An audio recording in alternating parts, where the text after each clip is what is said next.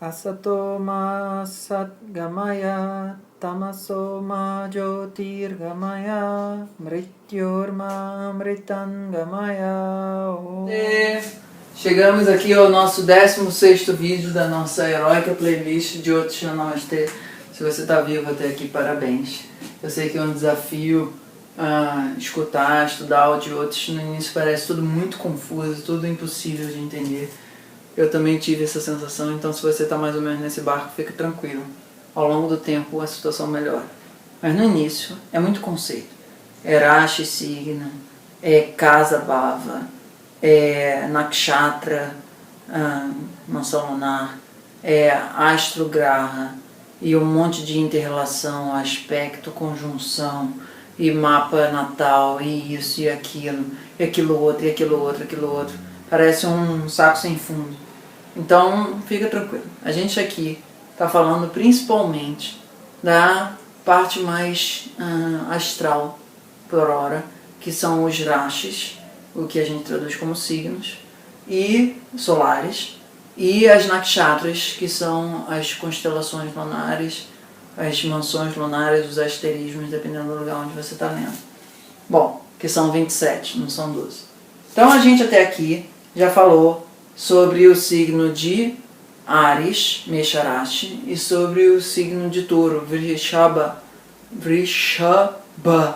Rashi, nos vídeos anteriores. Está tudo nessa playlist de Jyotisha Namastê. Eu te convido a assistir desde o início, a não ser que você já seja uma pessoa que estuda bastante Jyotisha.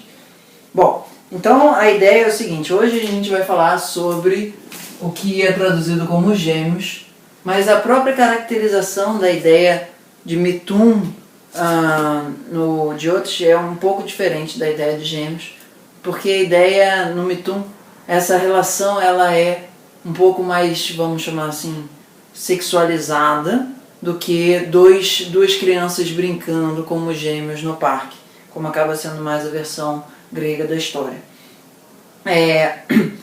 O signo de Gêmeos ela é governada pelo astro regente de Mercúrio masculino, que é uma das características importantes desse astro.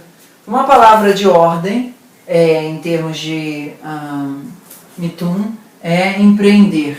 Empreendedorismo é uma palavra que sempre quando a gente for escutar de Mithun, a gente vai pensar isso em todas as nakshatras que a gente estiver vendo. A gente já viu há uns 2 vídeos atrás as 2 primeiras localidades, nonos desse signo na nakshatra de Mrigashira.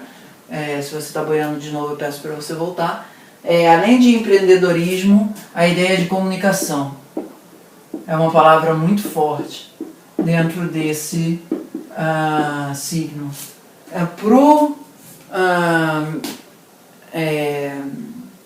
Mercúrio, ele tem a habilidade de manual também, que vai aparecer mais em Virgem, etc. e tal, mas aqui a energia está muito no nível da garganta, no nível dessa região. Então o signo de Gêmeos, ele governa no corpo divino, vamos chamar dessa forma, a região da garganta, a região dos braços e a região dos pulmões, de uma maneira bastante específica. Talvez um pouco menos o pulmão, mas assim uma parte do pulmão, principalmente a parte superior do pulmão, é bastante relevante.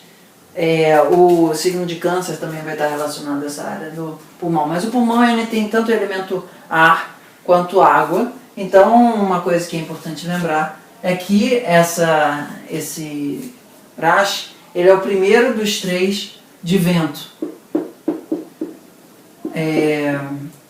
Como eu já disse antes, ele é masculino, por ele ser de número par. Ele é o número 3 dos 12. E todos que são pares, eles são... todos que são ímpares, eles são masculinos, são mais extrovertidos, são mais para fora. Ele tem uma característica, como todo signo 3, 6, 9, 12, de ser dual.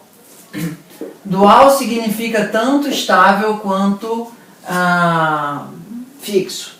Então, esse signo é assim, olha. A gente tinha aqui, vou botar, vamos dizer,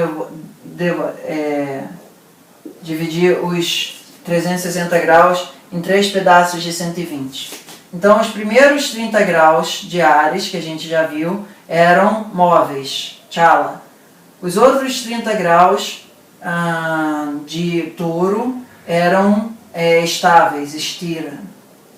Aí agora aqui, né, nos próximos 30 graus, 15 graus vão ser estáveis e outros 15 graus vão ser móveis.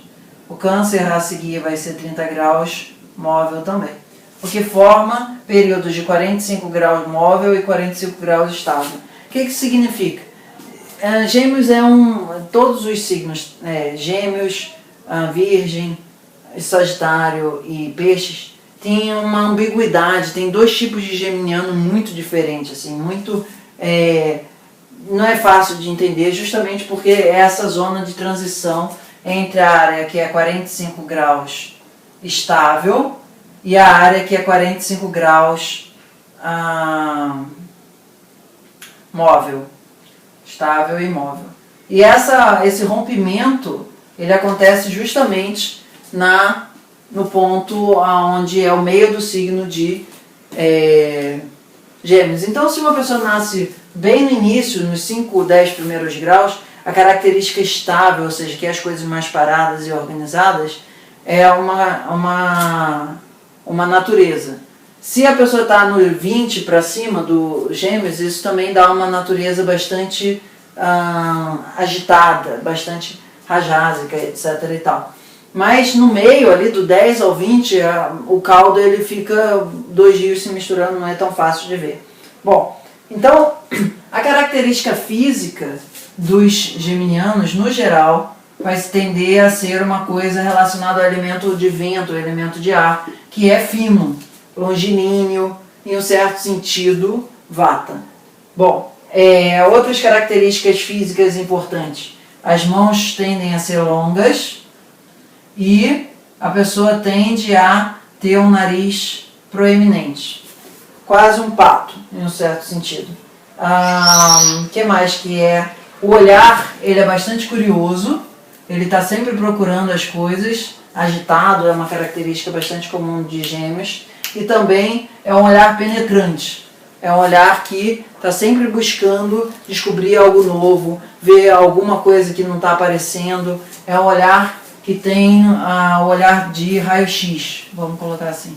O desenho está ficando mega potente agora. Então é uma pessoa muito voltada aos sentidos, porque Mercúrio governa os sentidos, e é um Mercúrio bastante agitado, assim. Virgem vai ser mais estável, mas Mercúrio no signo de Gêmeos, ele é bastante ativo, bastante elétrico. Em termos fisiológicos, a constituição dele parece fisicamente mais vata, mas ele vai ter um processo digestivo na casa 5 relacionado à Libra, o que umas horas vai parecer mais vata, outras horas vai parecer mais cafa, outras horas vai parecer mais pita, porque esse ascendente em Gêmeos, ele tem essa característica de Mercúrio que é muito volátil, e o Mercúrio é tanto vata, pita ou cafa. Então é difícil você dizer assim qual é a constituição fisiológica dessa pessoa na perspectiva da Ayurveda, ainda que a tendência para o vata seja importante, mas não exatamente determinante. Uma outra coisa importante do geminiano é que ele tende a ter abaixo ojas, porque a casa 12, onde está Touro, que é onde mais ou menos a gente tem a nossa reserva de ojas, representa em um certo sentido perda ou sumiço. Então é uma pessoa que muitas vezes pode ter doenças assim de baixo sistema imunológico, ainda que tenda a viver bastante, porque a casa 8 dele é governada pelo signo de...